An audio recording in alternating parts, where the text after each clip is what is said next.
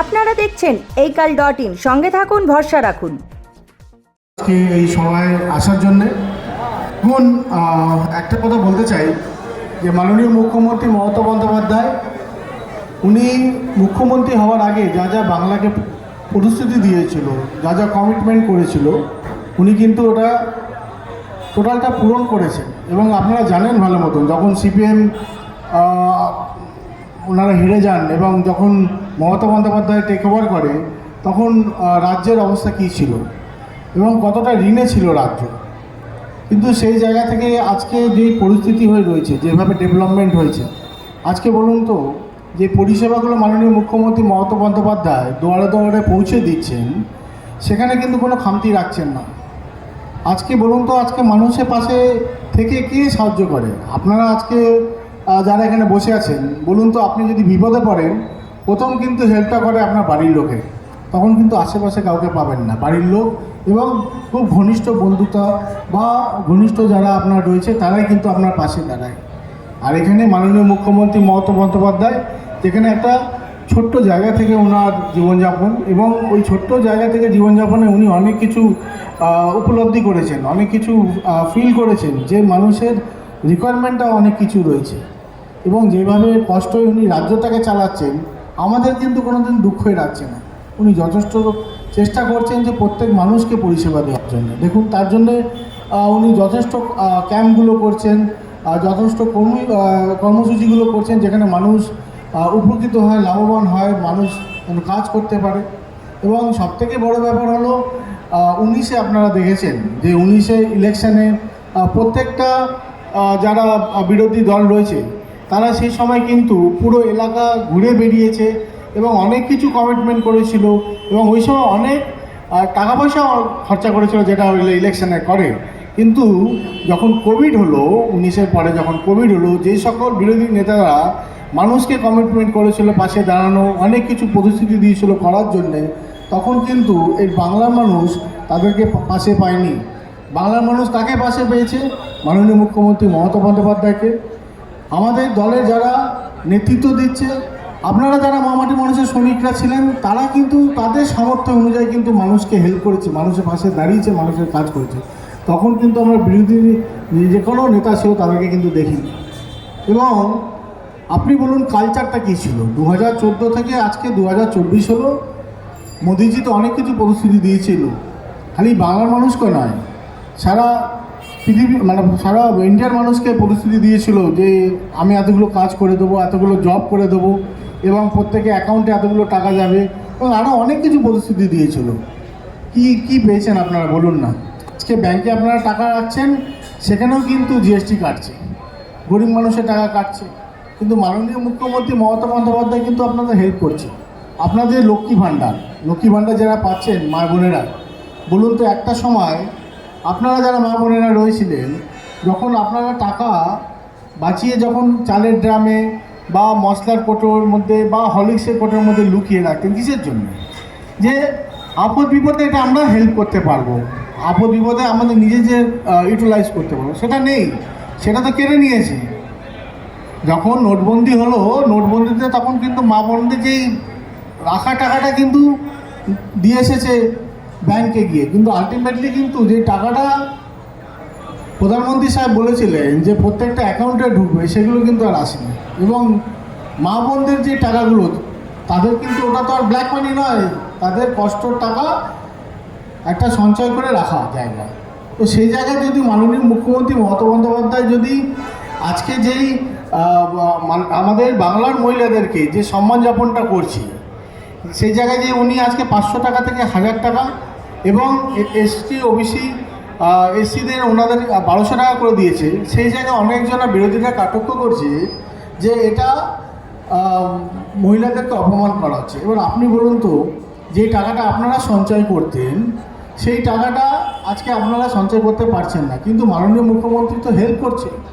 মাননীয় মুখ্যমন্ত্রী তো হেল্প করতে গিয়ে এটা বলছে না যে বিজেপিদের যারা আছে, যারা বিজেপি করছে তাদেরকে হেল্প আউট করো না, যারা সিপিএম করছে তাদেরকে হেল্প আউট করো না, যারা কংগ্রেস করছে তাদেরকে হেল্প আউট করো না। উনি যখন পরিষেবা দেয়, এবং আমরা যারা তৃণমূল কংগ্রেসের কর্মীরা আছি, যে কোনো পরব বলুন, যে কোনো উৎসব বলুন, যে কোনো কর্মসূচি বলুন, রক্তদান শিবির বলুন, মেডিকেল ক্যাম্প বলুন, আমরা কিন্তু, এবং কেউ যদি সুবিধা পড়ে তখন কিন্তু আমরা এটা বিবেচনা করি না যে এটা সিপিএমের ফ্যামিলি, এটা বিজেপি ফ্যামিলি বা বাকি আদার কোনো পার্টি যারা করছে তাদের ফ্যামিলি। আমরা কিন্তু তৃণমূল কংগ্রেস কর্মীরা সবসময় মানুষের পাশে থেকে মানুষের কাজ করতে ভালোবাসি। আজকে তো মোদিজি অনেক কিছুই বলেছেন। আজকে দেখুন, ইলেকশন সামনে এসেছে, এখন রেশনিং ফ্রি। আপনারা ভালো মতন জানেন মা বোনেরা, যখন কোভিড হয়েছিল তখন কিন্তু রেশনিং সিস্টেমটা কিন্তু বন্ধ হয়ে গেছিলো। মাননীয় মুখ্যমন্ত্রী কিন্তু ফ্রি রেশনিং সিস্টেম তখন থেকেই করে দিয়েছেন। তখন কোথায় ছিল? যখন আমার খিদে পেয়েছে, যখন আমি ক্ষুধার্ত, যখন আমার যেই ফেসিলিটিগুলো দরকার সেই সময় তুমি বন্ধ করে দিলে। আজকে মেডিসিনে বলো না, আজকে দিদি যে মেডিকেল সিস্টেমটা করে রেখেছে বলে আজকে আমাকে চট করে হাত পাততে হচ্ছে না। আজকে আমার স্বাস্থ্যসাথী কার্ড রয়েছে, দুম করে আমার কারো হাত পাততে হচ্ছে না। আগে কী হতো, কোনো অপারেশন হলে পরে, বড় কোনো অপারেশন হলে আমাকে পাড়ায় ঘুরে আমাকে টাকা কালেকশন করতে হতো, দৌড়ে যেতে হতো যে আমার অপারেশন করতে লাগবে, তোমরা যদি আমার হেল্প না করো।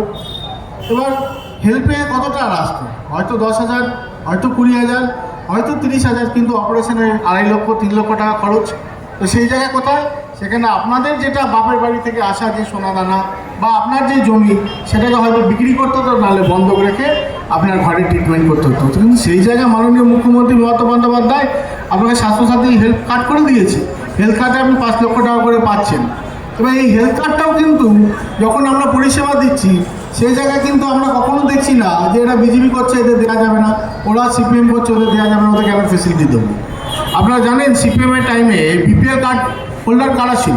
এই যে বিপিএল কার্ড যেটা আপনারা পান, ঠিক আছে, বিপিএল কার্ড কারা ছিল? যারা চাকরি করতো, যারা দোতলা বাড়ি রয়েছে, যাদের অবস্থা ভালো, তাদের ম্যাক্সিমাম বিপিএল কার্ড। আর যারা অরিজিনালি যাদের পাওয়ার যোগ্য তারা কিন্তু বিপিএল কার্ড সে সময় পায়নি। আপনারা জানেন ভালো মতন। বলুন তো, 35 বছর তারা শাসন করেছে, যে ডেভেলপমেন্টটা মাননীয় মুখ্যমন্ত্রী মমতা বন্দ্যোপাধ্যায় 11 বছর বা 12 বছর 13 বছর উনি করছেন, সেটা তো ওনারা এর থেকেও বেশি ডেভেলপমেন্ট করতে পারত। তাহলে তো আজকে আমার যারা বাংলা মা বোনেরা রয়েছে, ভাই বোনেরা যারা পড়াশোনা করছে, প্রত্যেকটা জায়গায় যেভাবে মাননীয় মুখ্যমন্ত্রী মমতা বন্দ্যোপাধ্যায় হেল্প করছেন, সেটা হয়তো এর থেকে আরও বেশি হতে পারত। তাহলে মানুষের জন্য কে কাজ করছে, মানুষের জন্য ভাবনা চিন্তা কে করছে, সেটা তো দেখতে হবে। এবার 100 দিনের টাকার কথায় আসি। 100 দিনের টাকা কাজ কে করে বলুন তো? যার পরিস্থিতি সত্যিকারই খুব খারাপ, যার কাজের কোনো ব্যবস্থা নেই, সেই জায়গায় কিন্তু সেই মানুষগুলো, দিন আনা দিন খাওয়ার মানুষগুলো 100 টাকার কাজ করে।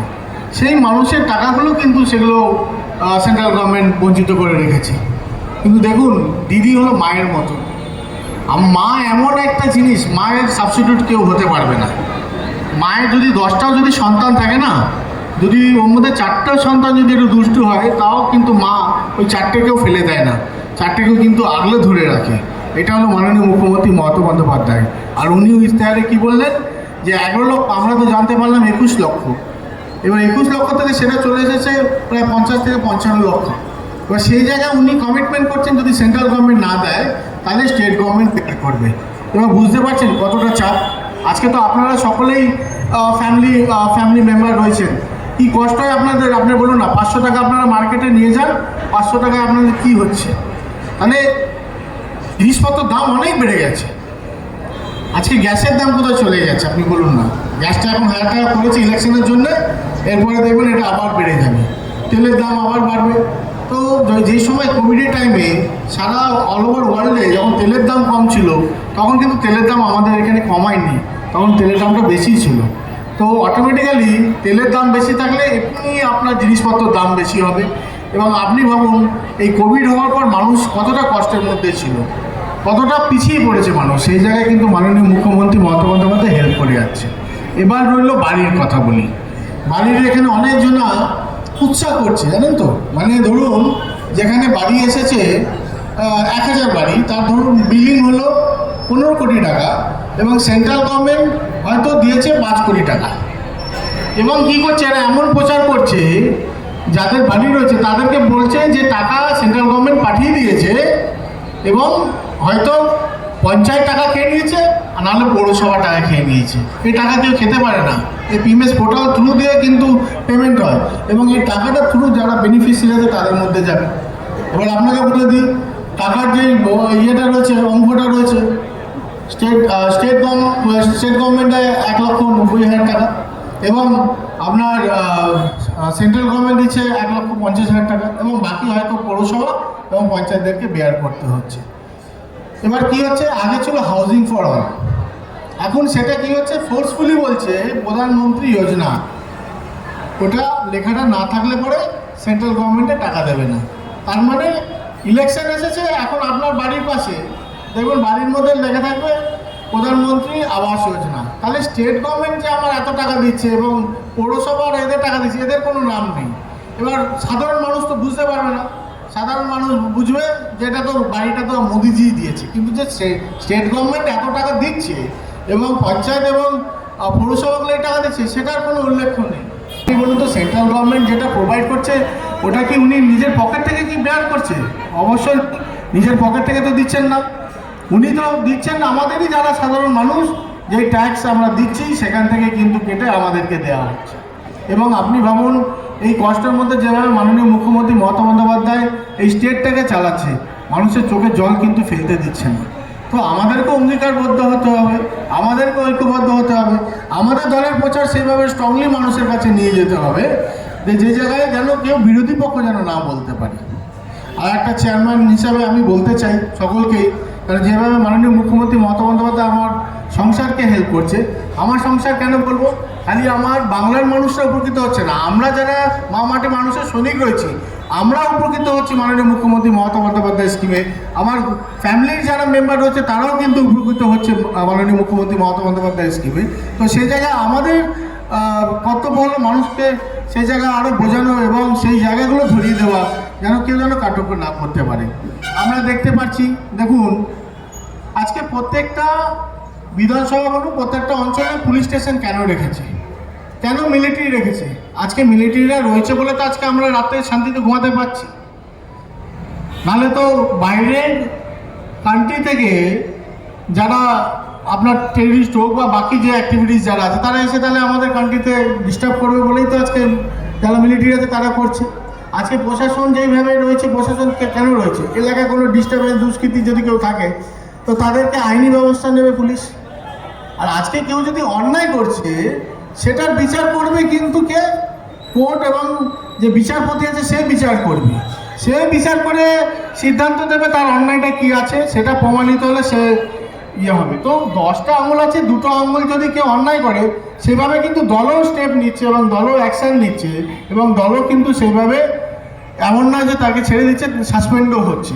তো এই জায়গাটাকে ভাবতে হবে। কিন্তু সবথেকে বড় ব্যাপার, যারা দলের থেকে দলের খেয়ে দলের কাজ করে গদ্দারি করছে তাদের দিয়ে একটুখানি সাবধান থাকতে হবে। অনেকজনে কি জানেন তো, অনেকজনে এরকম আছে এই সন্দেশখালি নিয়ে যেভাবে অ্যাড চলছে, যেভাবে প্রোমো চলছে, সবাই হয়তো ভাবছে এবার বাংলাটাকে হয়তো আমরা দখল করে নিতে পারবো। আরে মানুষকে তো 24 ঘন্টা পরিষেবা দিচ্ছে তৃণমূল কংগ্রেসের কর্মীরা। আপনারা বলুন না, মা বোনেরা যারা এখানে বসে আছেন, আপনারা কিন্তু শান্তিভাবে রাত্রেবেলা আপনার ঘরে মেরে যদি পড়াশোনা করছে বা বাইরে জব করছে, তারা কিন্তু শান্তিভাবে নিজের ঘরে যাচ্ছে, ঘরে আসছে। এরকম কোনো বাতাবরণ এলাকায় নেই যেখানে আমাদের চিন্তা করার ব্যাপার রয়েছে। তো সেই জায়গায় প্রশাসনও দেখছে এবং দলীয়ভাবেও দেখছে।